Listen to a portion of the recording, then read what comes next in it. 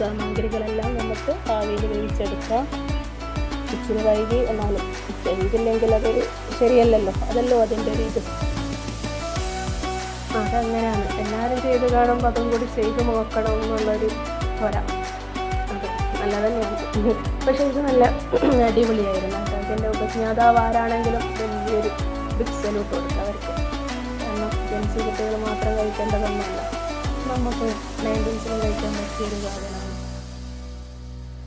അങ്ങനെ carrot, capsicum, cabbage കാര്യങ്ങളെല്ലാം ഇങ്ങനെ ഇട്ട് കൊടുക്കാം. പിന്നെ ചിക്കൻ ഫ്രൈ ചെയ്ത് പിച്ചിയും കൂടി കൊടുക്കാം. എന്നിട്ട് ചീസ് ഉണ്ടെങ്കിൽ ചീസും വെക്കാം. എന്നിട്ട് നമുക്ക് റോൾ ചെയ്തെടുക്കാം. എന്നിട്ട് ജസ്റ്റ് ഒന്ന് ചൂടാക്കി എടുക്കാം. അങ്ങനെ നല്ല അടിപൊളിയായിട്ടുള്ള, ഇപ്പം വൈറലായിട്ടുള്ള നമ്മളെ ആവിയിൽ വേവിച്ച സ്നാക്സ് അഥവാ ഷവർമ റെഡി ആയിട്ടുണ്ട്.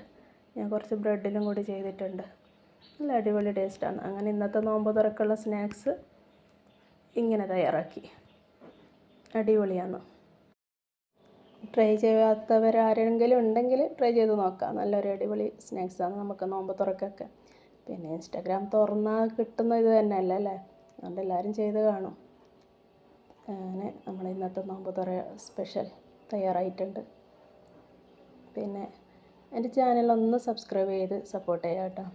എല്ലാവരും ഒന്ന് ലൈക്ക് ചെയ്യുക, കമൻറ്റ് ചെയ്യുക. ലൈക്ക് ചെയ്യാൻ മറന്നു എന്നും തോന്നുന്നു. എല്ലാവരും കാണുമ്പം തന്നെ ആദ്യം ഒന്ന് ലൈക്ക് ചെയ്തേക്കണം. വ്യൂസ് ഇഷ്ടം പോലെ ഉണ്ട്, പക്ഷേ സബ്സ്ക്രൈബർ തീരെ കുറവാണ്.